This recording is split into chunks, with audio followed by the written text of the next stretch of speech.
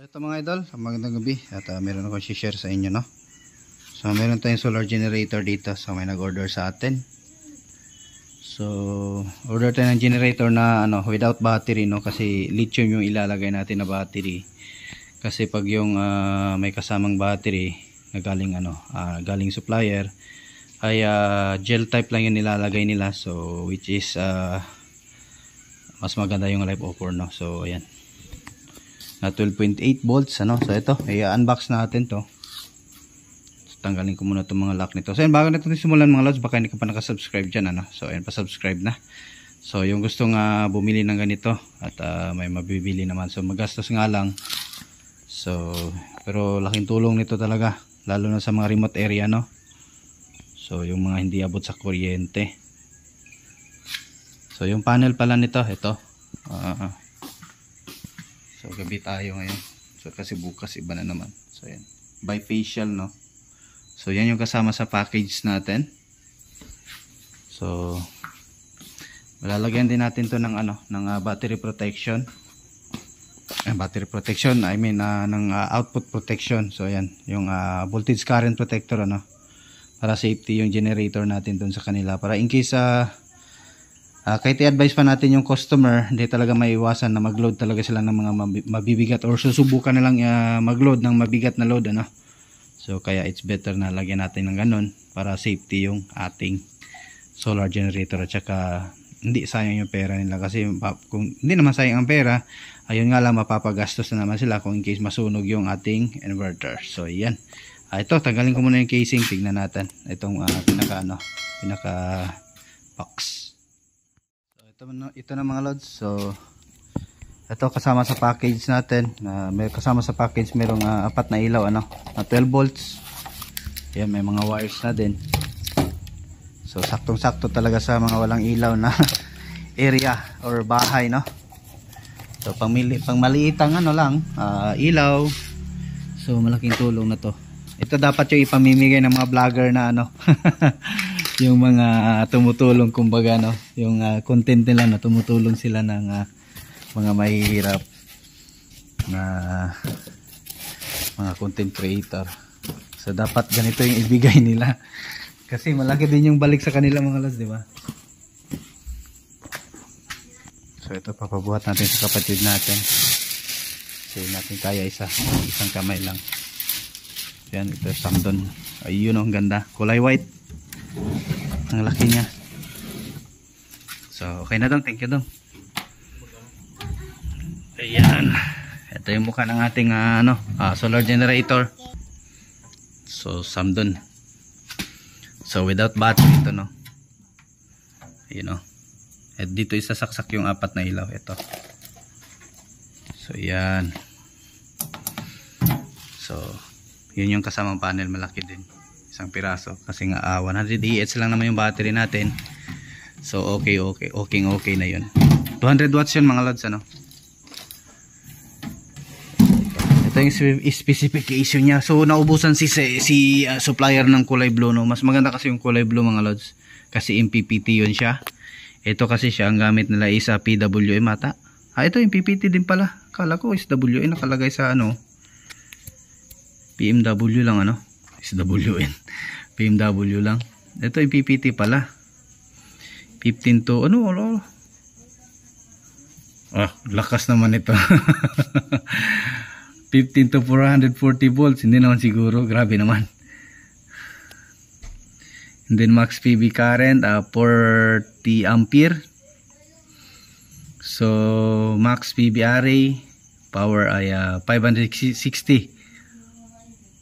So ayan, BOC, So yung rated ng kanyang inverter ay 1000 watts, AC output to 20 volts, 60 Hz, battery input 12 volts, AC charging or AC charger, AC input 145 to 275, 60 Hz, AC output 220 volt, peaks, so 60 Hz. So plus minus pa yan siya, nagbabago-bago kasi ang output, depende sa load. So AC charge current 0 to 15 ampere adjustable. Solar charge mode, max PV array 50 volts. So yan na yun, Grabe naman yung range ng ating MPPT. Baka nagkamali lang, baka hanggang 40 lang yan ano. So I think hanggang 40 lang talaga yan, 15 to 40 volt. So yan, malakas pa sa ano sa grid tie. So dito naman sa likod niya ay meron tayong AC solar input. So dito pala ikakabit natin yung solar. And then AC input at AC output. Ito na yung rekta nyo sa breaker nyo kung meron kayong rekta sa bahay ano. Pero kung extension lang naman pang sa office ay ito. Pwede lang siyang rubber plug, naka-plug type lang or outlet. So meron siyang AC input breaker.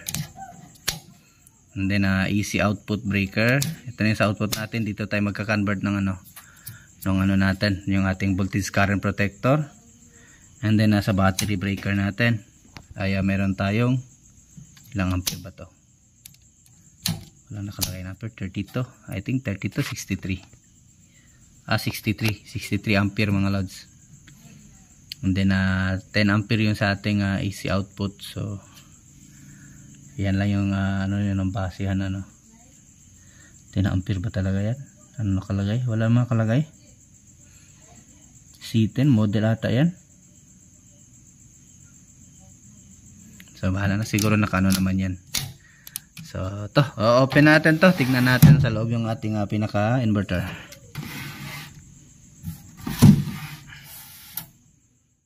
So ito na, na-open na natin. So ito yung laman niya mga lods. So yan. So ito yung pinaka inverter niya. So ito yung transformer. So maganda, malaki yung transformer niya. Pang 1000 watts lang, pure sine wave.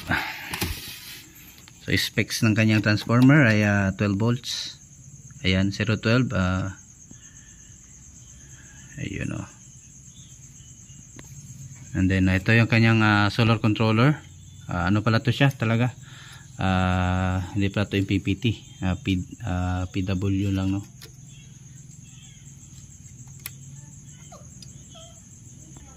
PWM.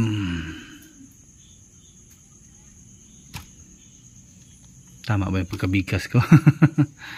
So ayan, okay din kasi malaki naman yung range ng watts nya, nasa 560 watts.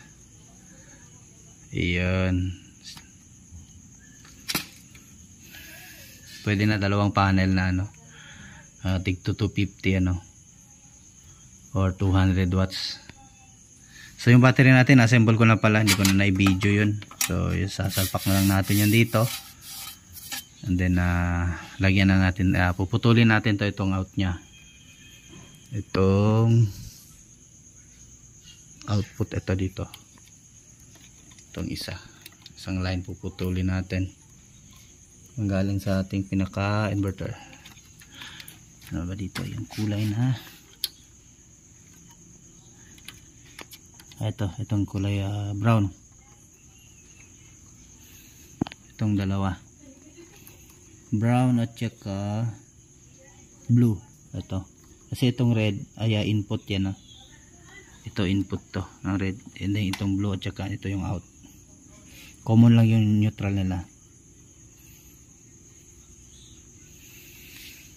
So ayan, maganda yung laman niya mga lods. So sa pag-i-invest ng solar ay kailangan lang talaga maglabas ng pera. So ayan. At ito kung meron kayong mga UPS sa bahay, so pwede ito gamitin parang UPS function So para mas matagal malobat, para mas makapag proper shutdown kayo ng inyong mga computer or CPU. Diba? So ayan, kunin ko yung battery. So ito yung battery natin. So yung laman nito is same pa rin dun sa ating kung nakita nyo yung unang video natin, yung kulay blue na ganito na doon ay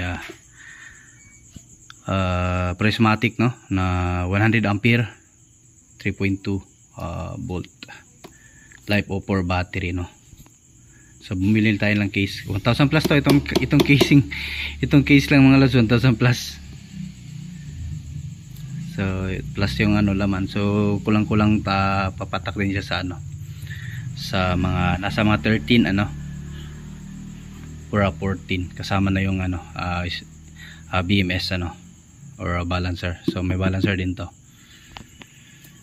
So di ko na i-video kanina kasi nakita niyo naman din yung kung paano tayo mag-assemble. So ito, pinasok ko na lang siya sa case, and then ito testing muna natin bago natin assemblein or lagay dyan. So saktong sakto lang siya mga lods ano, itong ano lock ng lock ng ating battery doon. So sok na swak parang sinukat. Ito on natin yung battery. So yun, and then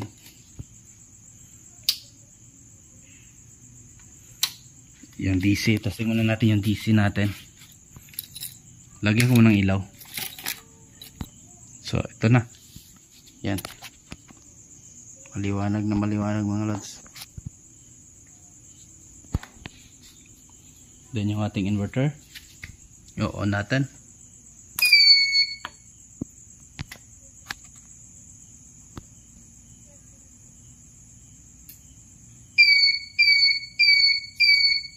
Yun o, patay natin yung plus. Ayun, nag-wave yung camera natin sa ano, sa LCD. So 220 output.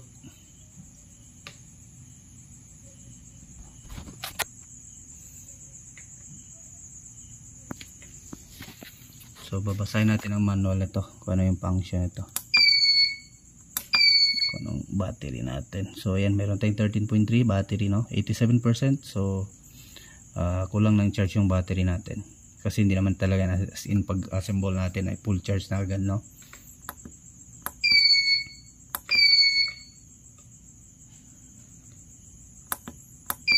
Mode 1 ata to, 40E.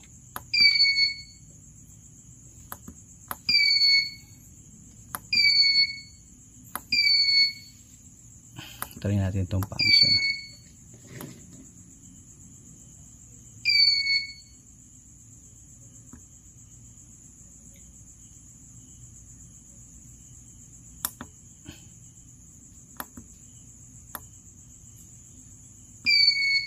So basahin lang muna natin yung manual nito. So i-program ko muna siya para sa lithium no, kasi mayroon kasi itong ano choices sa battery setting ano, na gel type, lead acid or EGM, and then yung lithium ion na 3.7, and then LiFePO4 no. So yung gamit natin LiFePO4, so kailangan natin na mailagay sa ano, pinapo-focus yung camera natin. Uy, focus ka uy.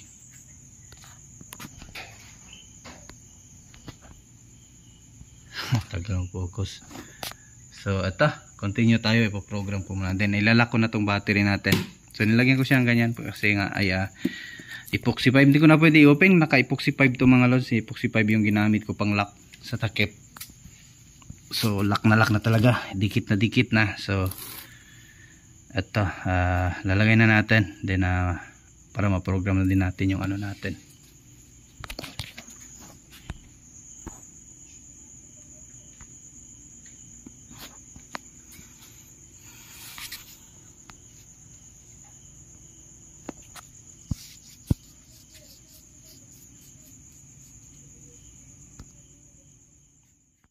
So ito mga lods, meron tayong napansin ano.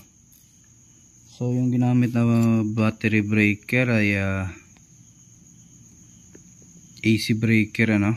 So 400 volt, 50 Hz no? So yan, dapat ano lang siya, 400 volt, then yung sign na straight no. So ang gagawin ko dito ay ipapalitan ko to ng breaker. Modify na lang natin to. So itong AC output na breaker ay atin na lang tatanggalin. Then yung itong DC breaker ay kasi isang line lang naman ang nilagyan, itong positive lang. So ang ilalagay natin isang ganito na lang, isang piraso na DC breaker ano. So kukuha tayo ng DC breaker, palitan natin to kasi AC breaker ang nilagay nila. So ang mawawala lang dito, itong AC input breaker ay itong easy input, ay ganun pa rin.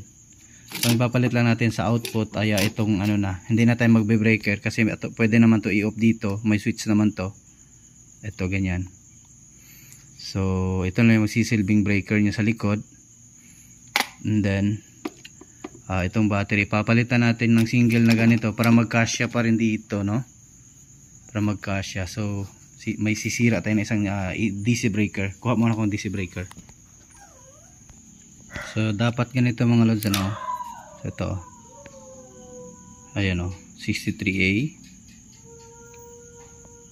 So yung sign nya, ayan o, 550 o. Itong 550 o. So yung sign nya DC, 550 DC. So 63 ampere.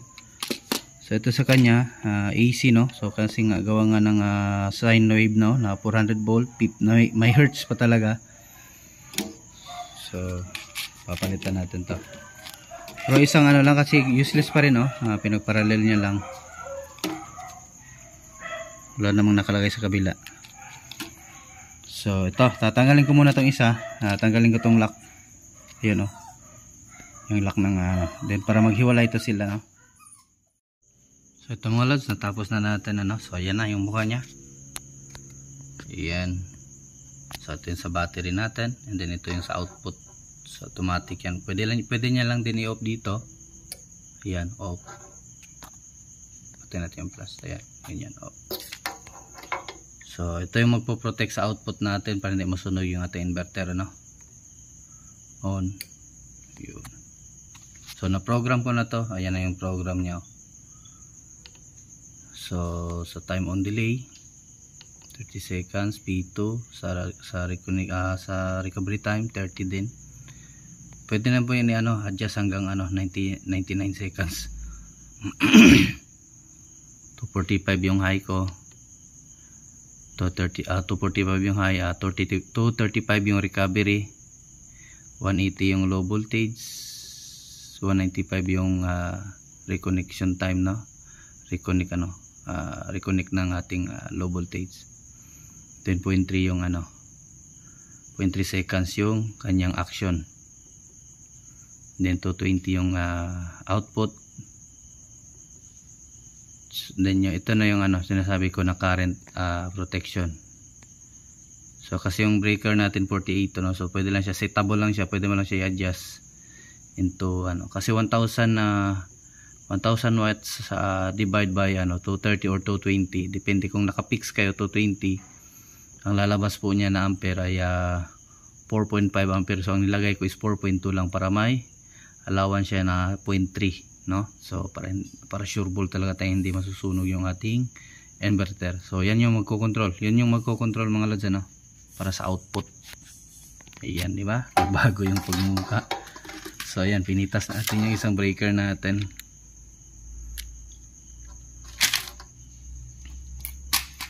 Then ito naman yung dalawang tinanggal natin.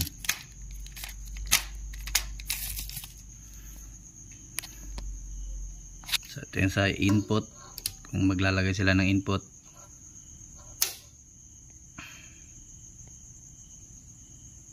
To 20. So di ba? Ang ganda mga lods.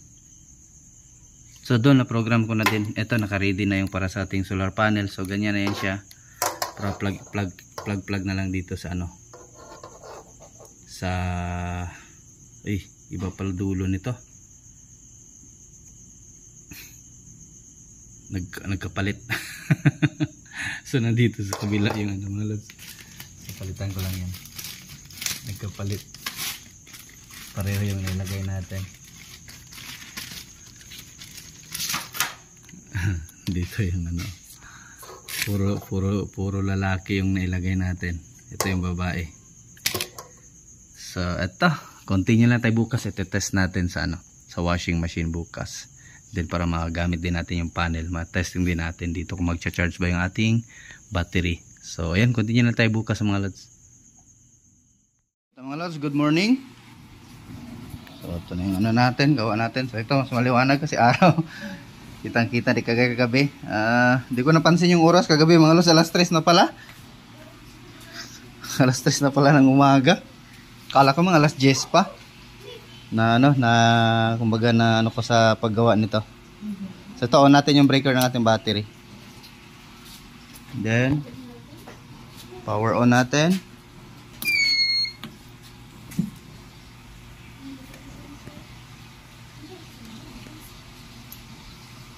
Yun, may 220 output na. So may timer pa yan dito bago mag-on.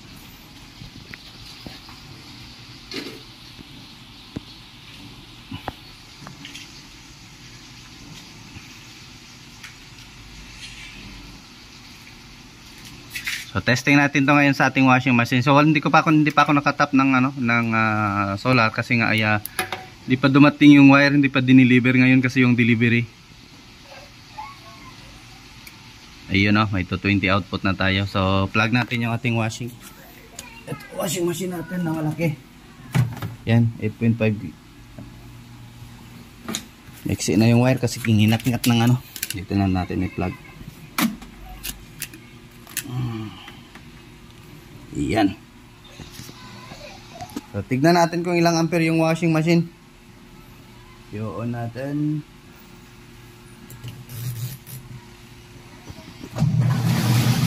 Ayan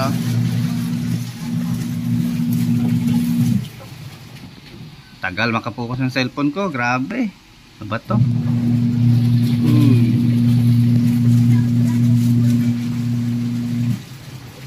So kayang-kaya lang yung washing machine kasi yung kaya nito yung nasa yung set natin is 4.3 no ampere. So kayang-kaya lang yung ano. So yung output hindi nagbabago hanggang 221, then pag stable 220 no. So yan. So trapo.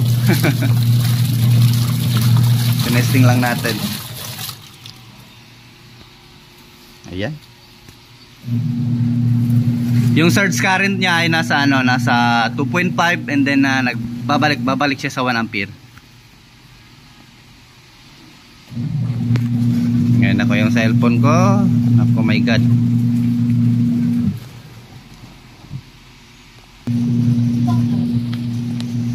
So ayan.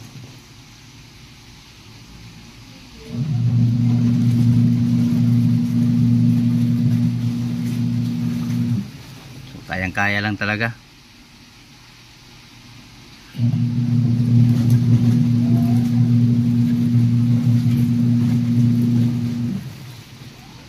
Ayan.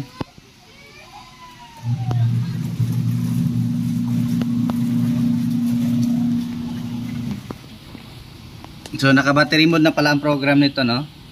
Ayan battery mode. Patay natin yung flash. Ayan. Naka D3 na ang program natin dito.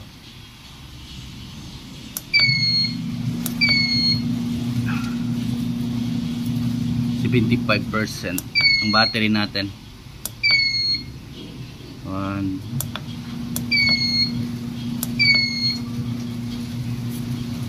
Wala pang panel kaya yung iba 0-0 pa.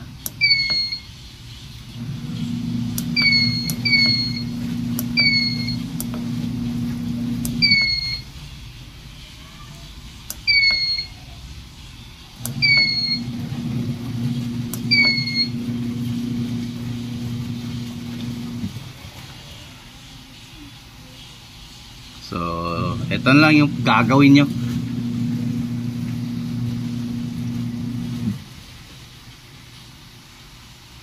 So naka-live PO4 pa. So saan pa kayo? So tatagal talaga, garantisadong tatagal yung inyong generator.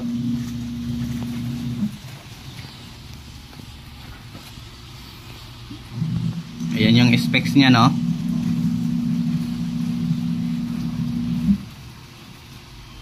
So yan may nilagay silang battery capacity na lead acid. So hindi ko pinasama yung lead acid kasi gusto ko ako na maggawa ng battery. Kasi para sure natin na brand new yung battery natin na inilalagay no. Kasi yung iba kasi bibili tayo na with built-in battery. Kasi meron naman din ganito na may lithium na yung One Solar ang brand. So di ko sure kung brand new yung battery, yung LiFeO4 no, yung LiFeO4 na nilalagay nila. Di ko sure kung so ayan, tested na natin. Pwede na natin to release kay kay customer. So mamaya na siguro ko tayo, di ko lang, tapusin lang natin yung video natin, then test ko na lang to mamaya ang solar panel niya.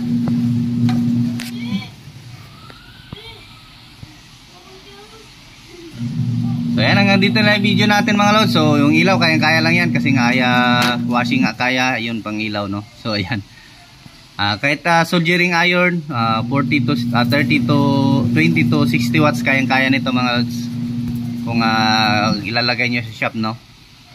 So pwede to kahit saan, pwede nyo dalhin sa outing.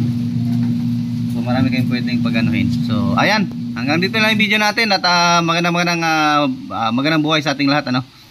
So ayan, thanks for watching. Bye bye mga lods.